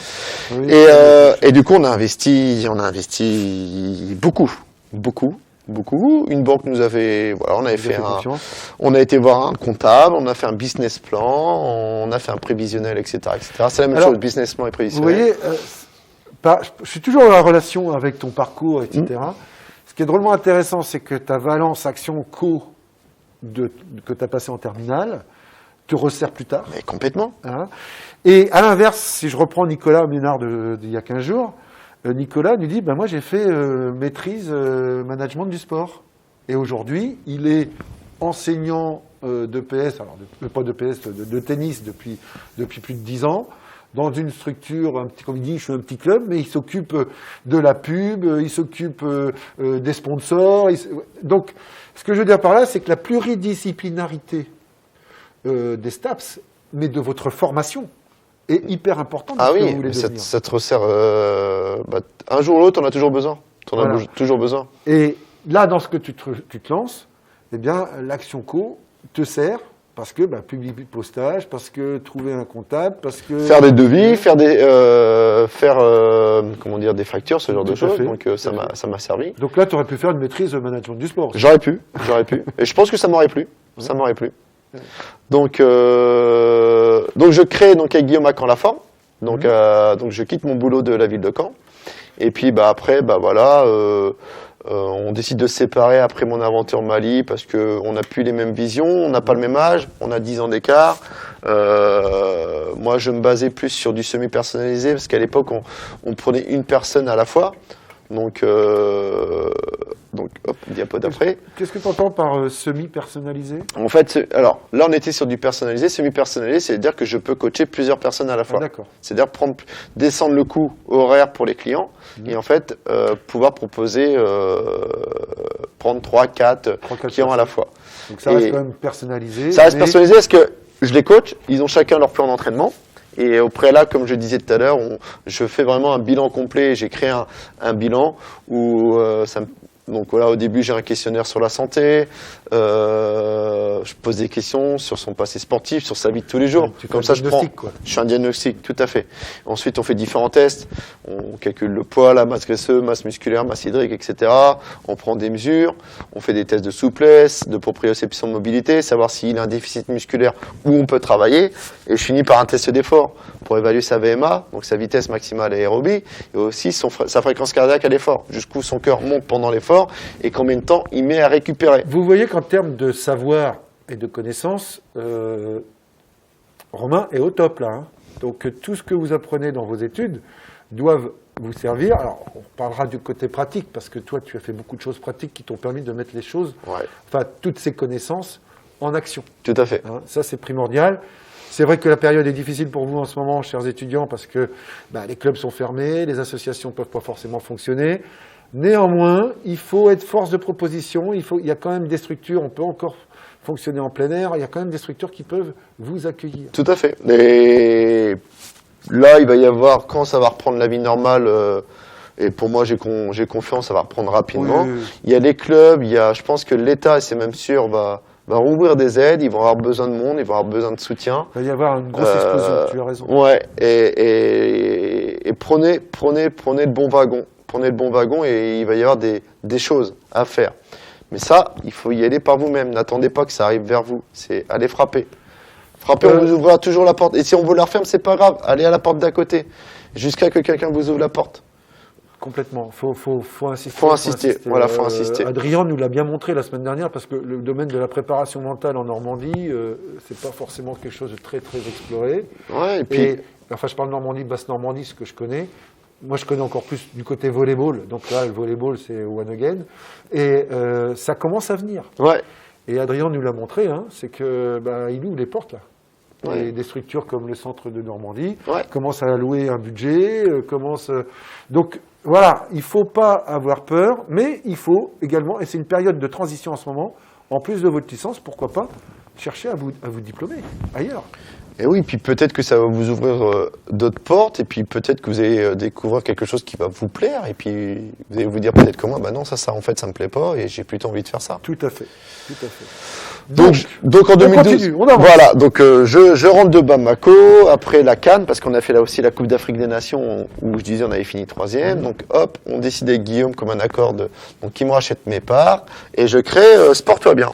Donc Sport Toi Bien, qui devient donc un centre de remise en forme, de coaching sportif, donc semi-personnalisé, où on peut coacher plusieurs personnes à la fois. Alors, tu as quel âge à ce moment-là? Alors c'est 2012, donc j'ai 30 ans. J'ai D'accord. 30 ans. D'accord, très bien. Et sur la préparation physique. Donc à côté de ça, je m'occupe aussi de l'équipe féminine de Douvres, qui était coachée à l'époque par Anne-Laure Coudray, la femme d'Hervé. Ah oui. Donc sur la préparation physique. Donc je les ai accompagnés jusqu'à la N2. J'ai des équipes de football régional qui me demandent de faire la préparation physique l'été. Donc aussi j'interviens dans les clubs comme Bretteville-sur-Redon, comme Inter-Redon. Donc et puis l'hiver.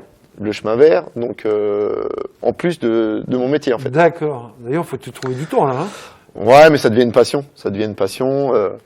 Ensuite, donc en 2015, toujours envie de. En fait, moi, je suis quelqu'un de projet, et si j'ai pas de projet tous les 3 ans, il y a une routine qui s'installe et c'est pas bon. Donc, j'ai toujours soif de projet et de nouveautés. Donc, on décide de racheter avec ma femme la salle Espace Forme. Donc à Caen, à côté du Mémorial, à la Folie, donc une grande salle de sport. Et on décide donc c'est Sport Toi Bien, c'est vraiment la petite salle qui rachète la grosse. Et on décide de faire un nouveau concept, c'est-à-dire d'associer les deux salles au même endroit. Donc avoir une salle réservée vraiment au coaching, Sport Toi Bien, et garder Espace Forme pour le libre service, pour accueillir tout le monde. Dans ce que tu dis, Sans coach. Dans ce que je vois, dans ce qu'on voit de ton parcours, tu es quand même sur la voie de l'innovation. Ouais, toujours. Et là, ça, c'est important. J'ai un projet qui va encore pour le 1er juillet sur encore un truc innovant. C'est vrai. Donc, être force de proposition, mais en étant en cherchant de l'innovation, parce que c'est ce qui permet de débloquer des situations. Hein, en situation de blocage, il faut innover. Hein, ça, c'est un adage du management, hein, de la base du management. Et il faut que vous avez des idées, mettez-les sur papier et allez-y, proposez-les. Ça, c'est indispensable. Tout à fait. Et naturellement, vous avez des enseignants, vous avez des rencontres, vous avez des entraîneurs, Hervé Coudray, qui peuvent ensuite vous permettre de réguler vos projets et de les asseoir, en fait. Tout à fait. Hein. Donc, à côté de ça, j'ai oublié de dire aussi un truc, c'est que avec Guillaume, qu'on avait à Caen la Forme, juste au-dessus de nous, il y avait le réseau obésité du Calvados. Et on nous demande si on veut intervenir. Donc, jusqu'à que ça ferme, pendant 4 ans, on était aussi éducateur sportif pour le réseau obésité. Donc, on a eu de la formation. Donc là, avec. Alors, associé au milieu sportif, tu pénètres le milieu de la santé. De la santé. Tout à fait. Être en forme, pour sa propre santé, pas forcément sur l'optimisation de la performance sportive. Non, là, on est vraiment sur l'entretien de soi. Augmenter l'espérance de vie surtout, voilà. et puis on essaie quand même on est sur de la perte de poids, et on est surtout redonner goût aux gens part donc de la vie, parce qu'il faut savoir que les gens qui sont en obésité morbide, donc c'est-à-dire au-delà de 30 de l'IMC, l'indice de masse corporelle, le poids par rapport à la santé, vous avez le petit tableau de l'OMS que vous pouvez aller télécharger sur Internet qui vous donne en fait les différents IMC avec la maigreur, avec le poids de santé idéal, avec l'obésité classe 1, classe 2 et obésité morbide, on est au-delà de 30. Donc du coup, on a une petite formation, on rencontre des psys, des diététiciens, etc. On a des groupes de parole, on commence à faire quelques séminaires, etc., des conférences, et ça nous plaît. Et du coup, là aussi, j'ai une fierté. On me sollicite Irène Leroy, donc je cite. On me dit, Romain, Irène, ça fait plusieurs années qu'elle n'a pas marché, elle est sur Cornell-le-Royal. Pour vous imaginer, la dernière fois qu'elle a été pesée, c'était sur Honfleur, c'était voilà, des balances énormes. Ce qu'un adulte fait dans un lit, une place, c'est ce qu'elle faisait elle toute seule dans un lit de place. Donc je suis intervenu 2 à 3 fois par jour chez elle pendant 10 mois. Et quand je suis reparti de chez elle, elle remarchait avec un déambulateur. Donc tout un travail allongé, voilà. Une belle victoire, même une belle histoire de vie, quoi. Ouais, belle histoire de vie, ouais. Puis après, bon, voilà, les gens, ils en arrivent là parce qu'ils ont un passé. C'est ce glissement du milieu sportif qui fait que, de par l'entreprise que tu crées, là, c'est Sport-toi bien, hein, c'est ça? Ouais. Vous êtes juste au-dessous. Alors, c'était encore la forme à l'époque. On est juste en dessous voilà, des bureaux du réseau obésité. Et là, on découvre un milieu auquel tu n'aurais peut-être pas pensé au départ. Non, du tout.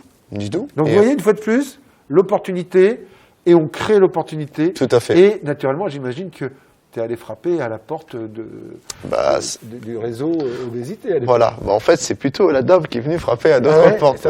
D'accord, intéressant. C'était pour elle, en fait. Elle est venue pour du coaching pour elle. Et puis elle me dit, vous voulez pas intervenir. Et c'est comme ça. Et malheureusement, le réseau a fermé dans les années 2012-2013, faute de budget. Ouais. D'accord. J'imagine qu'il y a des relais maintenant dans ce genre de domaine. Ouais, ils ont dû créer un centre avec centre de diabète, d'obésité, etc., etc. Et ils sont envoyés sur une association sur Honfleur, certains.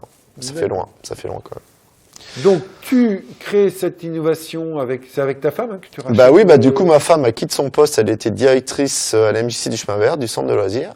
Et elle, on s'est connus dans l'athlète, donc elle est diplômée aussi dans le sport. Et on décide de... C'est un risque de démissionner de son poste pour se lancer dans son entreprise. Ouais, tout à fait. Après, il faut prendre des risques dans la vie, sinon on n'arrive à rien. C'est Pablo Neruda qui dit il meurt lentement celui qui ne prend pas de risques dans sa vie. Excusez-moi pour la... Sinon vous êtes des petits moutons. Voilà.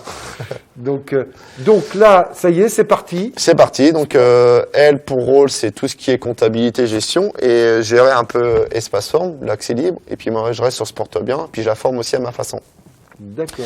À côté de ça, Hervé arrive au CBC. Toc. Et en 2015, un des responsables du CBC, donc pas Hervé, vient me chercher pour me demander de filer un coup de main.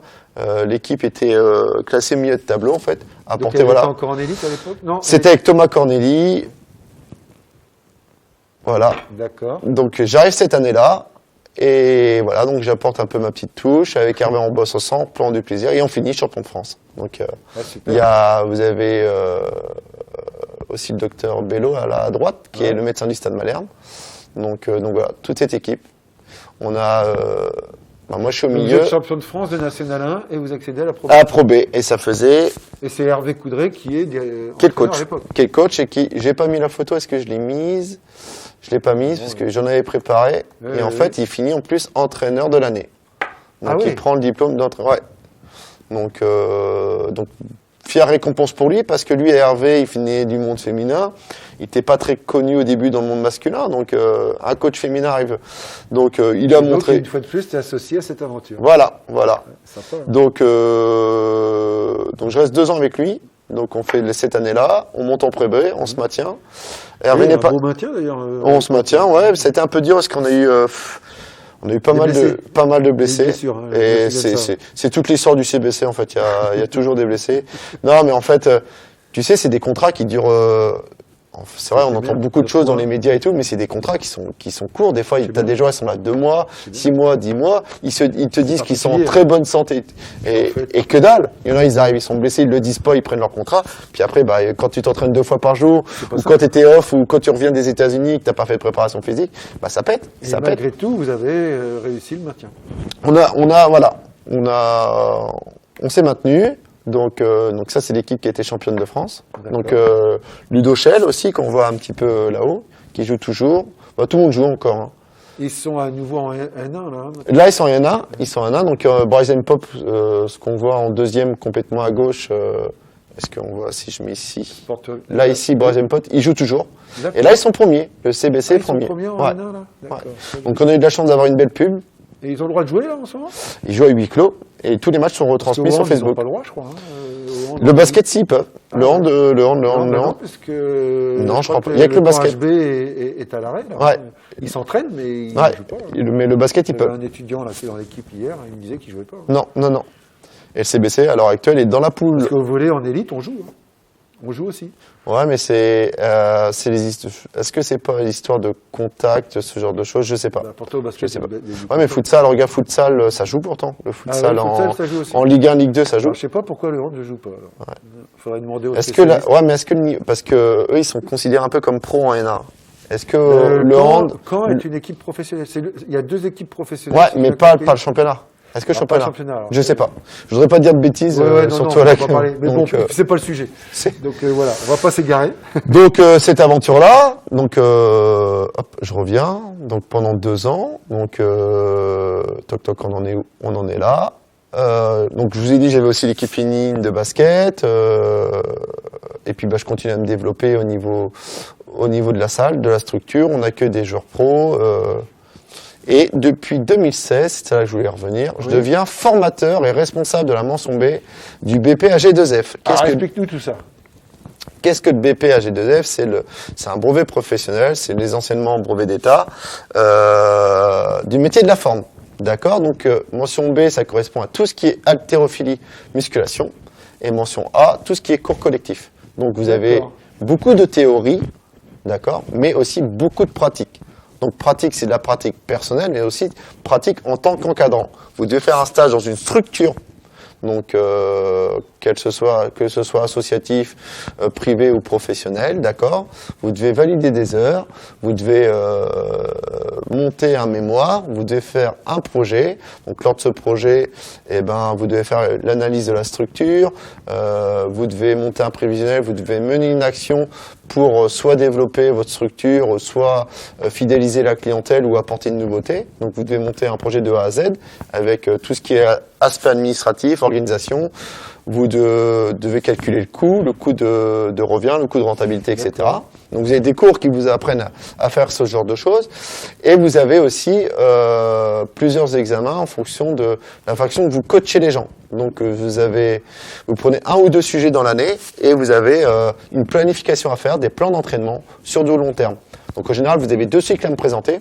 Donc des cycles de travail, vous devez le voir à l'UFR. Macro, micro et ce genre de choses. Oui, et vous devez me présenter un projet cohérent en fait. Et donc vous êtes noté en fonction de ça. Donc c'est super enrichissant.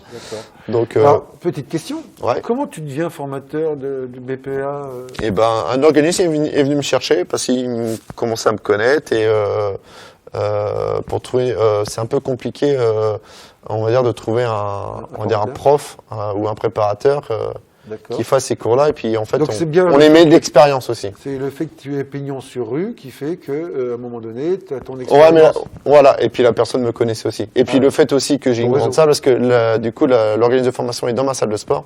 On a une salle dédiée à ça. Du coup, et le fait d'avoir aussi tout le matériel. Ah oui, donc ça aide aussi, plus mes compétences. D'accord, très bien. Donc voilà, donc c'est toujours pareil, une affaire de connaissances, d'opportunités qui fait que tu deviens.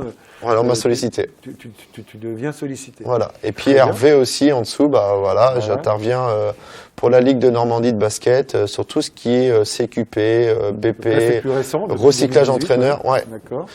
Donc parce que Hervé en fait, il avait aussi un poste de la Fédération française de basket et en plus pour pas perdre poste de l'ADR, en fait, il a été dispensé pendant 10 ans. Et Alors, en fait, disponibilité, voilà. Et en fait, au bout de 10 ans, s'il reprend pas un truc, il perd son statut. Il voulait pas le perdre. Donc, Du coup, ils ont trouvé un compromis et il est CTR, en fait, en plus d'être entraîneur du Havre. il a le droit de cumuler. Voilà, il est CTR. Donc, il doit, voilà, il s'occupe de tout ce qui est formation.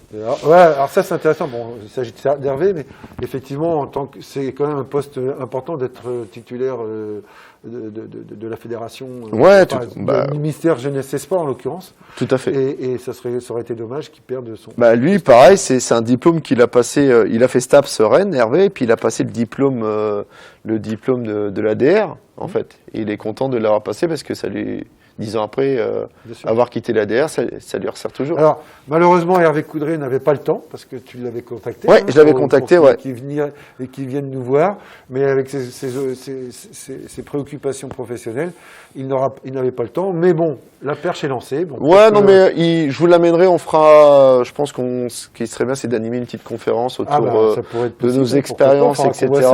On pourra inviter 2 personnes en même temps. Ça peut être très donc, quand on aura le droit de revivre normalement. on a déjà fait en plus. Donc, et toi, c'était le premier à liker sur les réseaux sociaux mon post par rapport à ce matin. Ah bah super. Donc du coup, toi, par rapport, j'interviens la semaine prochaine à Oulgat, donc anciennement au Krebs, et donc ça le fameux centre sportif. De voilà.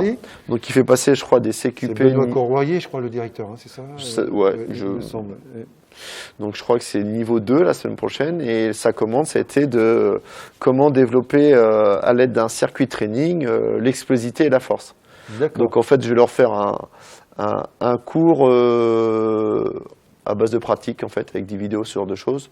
Ils vont être acteurs, et voilà. Donc la semaine prochaine, la semaine d'après, toi, j'ai une demande aussi avec lui pour le Havre et sur Rouen. Très très bien. Donc voilà. Oui, donc une activité intense. Ouais. Juste une petite chose, parce que tu es quand même dans un domaine particulier d'activité physique, préparation physique avec ton entreprise. Comment vous avez géré, comment vous gérez cette fameuse crise sanitaire là qui nous saisit depuis 1 an là? Alors, parce que j'imagine qu'il y a un mot, c'est la merde. C'est clair. Bon, en fait, on a un petit peu les oubliés parce que on a beaucoup parlé des restaurateurs, des bars, ce genre de choses. Au niveau des aides, on n'est pas. Il y a quelques aides, mais pas beaucoup. On a perdu beaucoup de clients parce qu'il y a beaucoup de clients qui ont résilié leur abonnement, chose qu'on peut comprendre. Mais nous, on a quand même toujours nos frais fixes. On a toujours le remboursement des machines, on a toujours le loyer, l'électricité, le gaz, l'eau, il y a toujours des abonnements. Donc moi, je fais un peu plus de domicile. Du coup, voilà, hop. Donc t'as compensé quoi. Voilà, j'en ai fait par le passé, donc je fais un peu de domicile. Je reçois quand même quelques clients qui ont des pathologies parce que tous ceux qui ont voilà. J'ai ouvert quelques créneaux aux étudiants de l'UFR Staff et mes athlètes de haut niveau parce qu'ils peuvent venir, eux ils ont le droit. Et sinon, je fais des cours en live ou en visio. C'est-à-dire que je coach des gens. Hier, j'avais une cliente pendant 1 heure en visio. Parle-nous un petit peu de ça parce que moi, ce que je vis, je commence à en avoir marre des visios, je te dis franchement. Ouais. Heureusement, ce format-là est plus convivial parce qu'on n'est pas tout seul. Et puis, on a Julien qui est là avec son collègue. Donc, voilà, il y a une convivialité, on voit du monde. Parce que tout seul, derrière son ordinateur pour faire ses courses, et les étudiants, je pense, sont dans cette même problématique. Comment tu arrives quand même, parce que je sens chez toi une énergie pas possible du point de vue de l'innovation, est-ce que tu arrives quand même à retrouver des sensations que tu as sur du présentiel quand tu fais de la distance? Alors, c'est pas les mêmes sensations, mais voilà, j'essaye de mettre toujours mon énergie, ma bonne humeur, et malgré qu'ils soient en distanciel, on les voit, on interagit quand même, on se parle, on se touche pas, mais on se parle. Donc, c'est pas pareil, tout à fait, parce que d'habitude, je coach 3-4 personnes, voire un peu plus. Moi, j'aime bien les gens, j'aime bien le contact, et c'est vrai qu'on fait du one-one, donc voilà, c'est différent, mais c'est sympa aussi, voilà, on découvre un autre univers, on s'adapte. On n'a pas le choix de toute façon, on n'a pas le choix. C'était soit ça ou soit attendre que ça se passe et puis se laisser crever parce qu'il n'y a pas d'autre choix. Il y a beaucoup de structures qui. Donc voilà, on a trouvé le fait, toi, toi, on voit pas les élèves là. Le fait de faire de la visio, moi, avec même si j'en coach, ça m'est arrivé de faire une visio avec 3. Je les vois, toi. On s'entend, je les vois essouffler, je les entends, tu vois, et puis on discute quand même, toi. C'est vrai que quand ce qui est plus dur, c'est quand on fait des lives le soir, où j'anime un cours pendant 1 heure avec ma femme. Donc j'ai un tableau, on présente tout, et on fait les exercices. Et pendant 1 heure, je suis devant la caméra, et je parle tout seul. Ouais, c'est terrible. Hein. C'est terrible. Au début, c'est pas trop évident. Donc des fois, vous avez des mots, vous bafouillez, vous répétez. Donc, mais après, on s'y fait. On s'y fait. Ouais, on s'y fait. Mais c'est une adaptation. C'est comme nous. Hein. C'est comme dans le sport, on s'adapte. Hein. On s'adapte. D'accord. Petite question d'Alexandre. Pour le BP AG2F, y a-t-il des prérequis? Oui, des prérequis. Il faut passer ce qu'on appelle les TEP. Bonne question. C'est les tests d'aptitude à l'entrée en fait. Faut aller sur la plateforme de la DRDJS en fait qui vous donne en fait comment y accéder.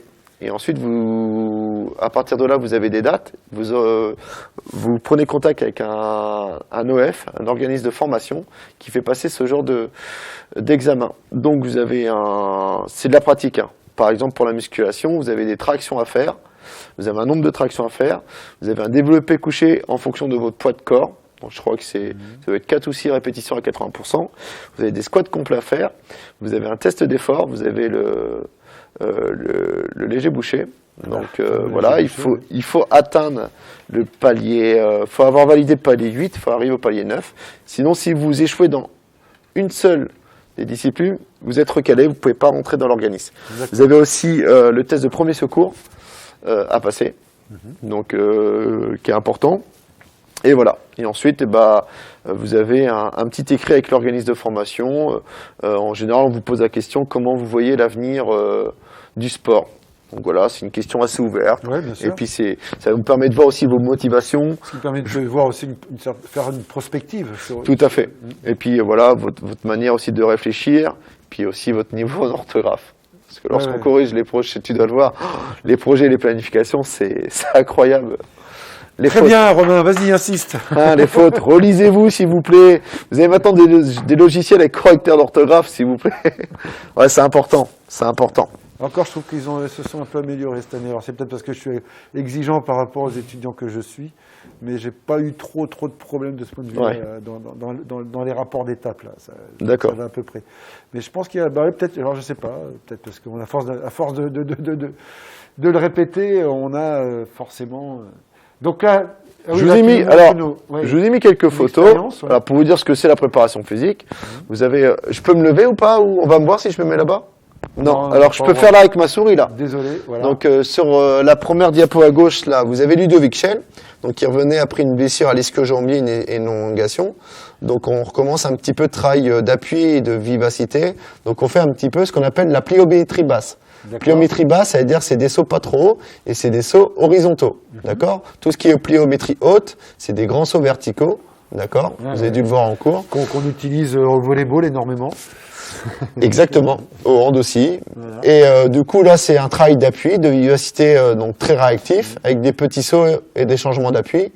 On repasse dans les travails d'appui et il finira par un lay-up jusqu'au panier. Le fameux lay-up. Voilà, et il revient en trottinant. De rythme, hein, c'est ça. Voilà. Là à côté. On est pas loin du tapping, ce qu'on appelle le tapping, non, non, le tapping, en fait, c'est plutôt un travail d'explosivité au sol. C'est ça, ouais. D'accord.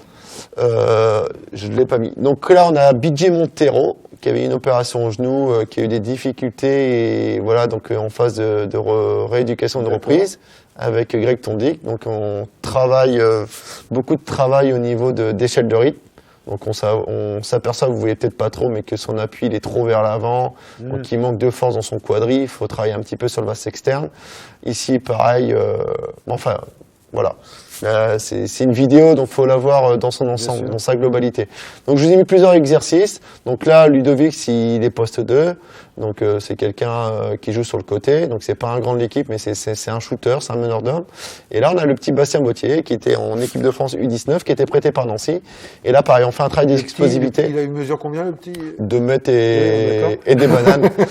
Donc voilà. voilà. C'est par sa jeunesse que tu dis que c'est le petit. Exactement. Donc lui, il y avait juste avant l'entraînement, donc tout un petit protocole qu'on mettait en place pour travailler son explosivité. Donc on travaille avec la planche. Voilà. Ah ouais. Donc voilà. Donc le préparateur physique, c'est ce que je voulais vous dire en fait. Il est là pour remettre en forme les blessés, ceux qui ne jouent pas beaucoup, pour aussi pour préparer toute l'équipe à être le meilleur possible lors des matchs, d'accord, sur le long terme.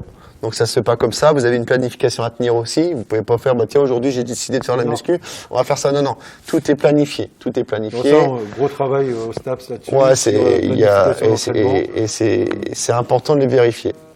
Donc le préparateur physique, il est là avant l'entraînement, il est là pendant l'entraînement, et puis il peut être là après l'entraînement aussi.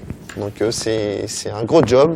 Et pour venir, je l'ai pas dit tout à l'heure, mais ce que je voulais dire quand je travaillais avec le Mali, le matin, c'était réveil musculaire. Donc vous réveillez les filles à 6h30, vous allez faire un footing de 20 minutes, petit déjeuner, ensuite vous attaquez l'entraînement.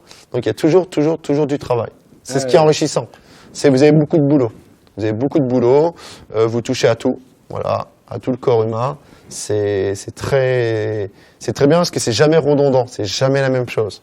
Il faut être innovant, il faut vraiment être innovant et vous pouvez faire entre guillemets un peu ce que vous avez envie quand vous connaissez les exercices qui sont bons. D'accord. Donc là, ils sont un peu à la salle pour faire quelques exercices. Donc j'ai mis volontairement Bryson parce qu'il joue encore au CBC. Donc là, on est sur un travail d'ischio. Il a juste à redescendre le boudin et à freiner la remontée. BJ est sur un travail de presse verticale. Et là, Ludo, on était... Gros équipement quand même. Ouais, mais là, c'est une toute petite partie. J'ai plus de 150 machines dans ma salle. Ouais. Donc on a quand même un espace de 600 mètres carrés, on a matière. Aujourd'hui, tu es une des plus grosses salles de Caen? Non, en termes de matos, je crois que je suis une où il y a le plus en musculation. D'accord. Mais sinon, en termes de grandeur, non, je suis pas la plus grande parce que t'en as qui ont des piscines, qui ont des terrains de badminton, de squash, donc ils sont beaucoup plus grands. Il y a d'autres activités intégrées. Voilà, exactement. Sur la forme. Voilà. Moi, je suis plus vraiment sur l'aspect préparation physique. Je suis à peu près un des seuls à faire ce genre de choses. Qu'est-ce que j'ai mis d'autre comme photo? Voilà, donc là je suis avec football, je suis avec Paul Rollet. Paul Rollet, donc qui était gardien au Stade Malherbe, qui a joué en Ligue 1. Donc voilà, là qui rebondit à Granville avant de rebondir par la suite, je le souhaite dans un club pro. Donc en plus d'un travail spécifique à la salle, voilà, je l'ai 2 fois par jour pendant 2 ans. Je l'ai toujours d'ailleurs. Voilà, on va aussi sur le terrain. Vous avez vu, il y a plusieurs coupées, il y a plusieurs choses. Il y a aussi des bondissements. Et qu'on utilise. Hein. Voilà, donc là on est plus sur de la pliométrie haute, plus un travail d'explosivité derrière. Ici on a Brian Coudray, donc le fils d'Hervé. Ah oui, qui est basketteur aussi. Qui est basketteur, qui est bientôt pro, qui joue à Gravelines en Pro A et qui est donc qui intervient des fois avec la Pro A et puis qui est avec les kids jeunes. Et en ce moment, il cartonne le gamin, parce qu'il lui il joue et il a des stats, il est monstrueux. Il est sur quel poste lui? Lui il joue meneur ou poste 1 ou poste 2. C'est un monstre, Et là, on fait un petit exercice de musculation. Donc, Brian, c'est vrai, je lui ai fait découvrir la musculation. D'accord. Je m'occupe aussi du petit Melvin. Donc, ce sont les 2 fils d'Hervé. Et c'est des bons. Ici, ils sont à bonne école. Ils sont à bonne école. Donc, ici, un petit travail dehors, une sorte de crossfit. Donc, nous, on peut pas dire crossfit parce que on n'est pas diplômé dans le crossfit. Donc vous pouvez pas parler. Il faut avoir, voilà, donc c'est du cross training, voilà. C'est juste pour montrer que, voilà, c'est parce qu'on a une salle de sport d'intérieur qu'on peut pas faire des choses en extérieur. Voilà. Donc là, avec Paul, là c'est avec Baptiste Guyonnet, un bon petit jeu. Cet exercice-là. Hein. Non. Et oulala. Voilà. Travail de posture. Ouais. Donc voilà, je vous ai dit c'est varié. Qu'est-ce que j'ai d'autre? Donc là, le petit Melvin, travail de corde. De bras. Là, je suis avec Tanguy derrière, qui est athlète que j'entraînais sur 100 et sur 200 mètres. D'accord. Donc voilà. Donc là, on est un footeux. Il y a aussi, comment dire, Paul qui était là et puis Brian. Les sont hautes là. Hein. Ouais. Lui, il est impressionnant. Il est pieds nus. Hein. c'est pour ça que j'ai mis un petit saut ici, tu vois, de la pliométrie. Donc là, je suis avec l'organisme de formation, là. C'est des gens que je formais. Et là, Tanguy, il a 1,06 live. Il en a enchaîné une dizaine. En détente? En détente, il est sèche, tu pourrais le prendre dans ton équipe de volley. Largement. Moi, je prends. Largement. Mais moi, j'ai des filles. C'est un très bon sprinter. Tanguy, il a fait les championnats du monde de 400 mètres junior à Dubaï. Non, mais ça se voit, hein, la hauteur qu'il a là, avec la haie, là, c'est impressionnant. Là, je fais le test à Bréduville-sur-Redon. Donc, j'avais 48 joueurs et on a fait le test de Gacon, le 45-15, le test intermittent. Donc, 45 secondes de course, 15 secondes de récup. Et on augmente les distances de 6,25 m par palier, qui correspond à 0,5 km/h. Et ce test-là, il est bien parce que c'est un grand test. Il prend l'échauffement. Il me donne pas mal de valeurs et moi j'ai créé des tableaux où ça me donne les temps quand je veux faire de l'intermittent 30-30, 15-15, 1-1 ou même du sprint sur du 100 mètres, du 80 mètres, j'ai toutes mes valeurs. Et en fait, grâce à ma formation STT, où on a été formé aussi sur Excel, j'ai mis en place des formules. Je mets les valeurs de tout le monde, leur temps, et ça me calcule automatiquement pour tout le monde les 48. Je suis pas obligé de reprendre un par un. D'accord, super. Donc pareil, là, une fois de plus, une professionnalité qui s'affirme dans différents domaines, mais basée sur encore de l'innovation. Voilà. Très bien, très bien. Donc je pouvais pas, j'ai pas mal de vidéos, donc je peux pas. Pour quelqu'un qui avait pas le temps de préparer, je trouve que tu as fait quand même très fort là. Hein. C'est vraiment super. Alors si vous avez des questions, vous avez. On arrive au terme de on est dans le calibre. On est très bien. Non, mais on a encore 5-10 minutes si tu veux. Bon bah écoute, moi il n'y a pas de souci. Donc où nous suivre ou pour plus d'infos. Donc moi j'ai pas mis mon numéro perso, mais vous le trouvez facilement sur internet. Donc vous pouvez aller sur notre site internet. sportbien.fr. Sur la chaîne YouTube, vous avez 10 vidéos de préparation physique, ce que j'ai fait avec Paul, ce que j'ai fait avec Brian. Vous avez aussi plus de 60 séances de coaching qu'on a pu faire pendant le confinement. Donc ceux qui sont chez eux, qui peuvent pas trop bouger, vous pouvez suivre nos vidéos. Il y a un thème précis chaque jour. Vous avez plus de 60 vidéos sur la chaîne YouTube Sportbien Espace Forme. S'il vous plaît, likez, abonnez-vous. Plus j'ai d'abonnés, plus ça me donne des portes ouvertes sur YouTube. YouTube, quand vous êtes un compte pro, il faut avoir 1000 abonnés pour faire des directs. On y va demain. Donc, abonnez-vous. Mon Instagram, Romain-du-dessous, coach-du-dessous sportif. Vous pouvez trouver, pareil, des vidéos, pas mal d'infos. La page Facebook Pro, Sportbien Espace Forme. Ou alors la salle de sport, Sportbien Espace Forme, au 8 rue de la Folie à 14 000 Caen.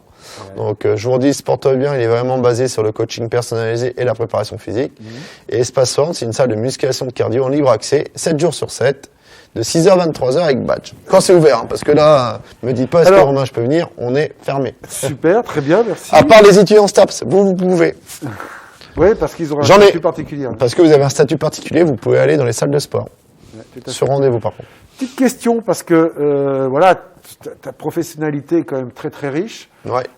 En termes de contenu, est-ce que tu as, parce que on est en contact avec Julien qui est responsable de la bibliothèque STAPS, est-ce que tu as un livre de chevet, un ou deux ouvrages de chevet qui t'ont guidé, qui te... c'est les livres de Gilles Cometier. Ouais, Cometier. On les trouve plus, on a du mal à les trouver. Ouais. C'est les mécanismes de la force. La pliométrie, l'échauffement russe. Tous les livres sur la base de Cometier sur la préparation physique qui étaient pas mal. Cometier. Je peux le dire avec le recul parce que il y en a ici. Hein, je pense que vous en avez. J'ai testé tellement de choses. Vous avez aussi un livre que je vous conseille d'acheter, que j'ai fait acheter à Brian qui était en STAPS à Lille, que j'ai fait acheter à mes étudiants, d'anatomie Blandin. Ah oui, Blandin-Calais. Ouais. Ah bah oui.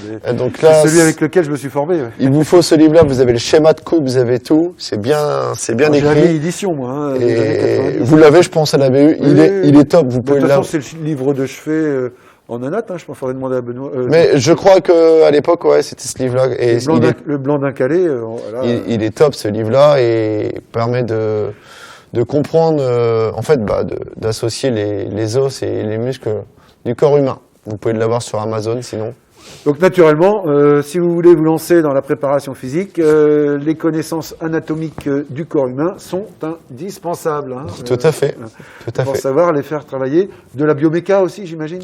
Il y a un peu de bioméca, ouais, sur les bras levés, ce genre de choses, mais ça reste secondaire. Ça reste secondaire, mais ouais, c'est bien d'avoir quand même quelques connaissances sur la bioméca. La physio aussi. Comment, pour tout ce qui est travail de VMA, en fait. Bien sûr. Sur les capacités AEV, voilà. Donc, pour ça, toute cette formation-là, les étudiants. Ouais, ça là-dessus, je sais qu'un STAPS, vous avez tout ça. Et donc, eh ben, super, Romain.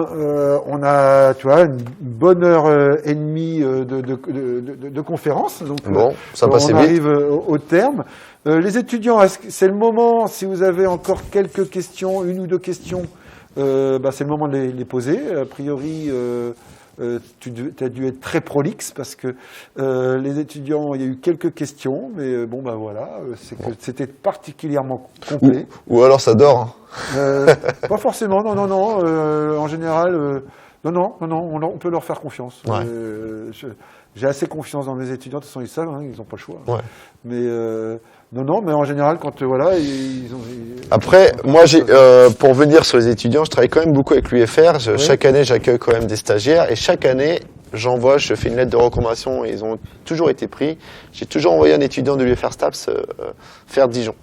Donc j'ai envoyé Pierre Fontaine il y a 2 ans. Je l'ai mis dans les mains d'Hervé. Donc je l'aide un peu sur la préparation physique parce que Hervé est au Havre et Pierre Fontaine donc du coup est préparateur physique du Havre. Donc voilà, il débute, il faut lui laisser du temps. Donc chers étudiants, la pêche est tendue. Voilà, donc si vous avez besoin de conseils, voilà, quoi que ce soit, vous venez me voir, il n'y a aucun souci. Toutes les semaines d'ailleurs, les perches sont toujours tendues par les intervenants.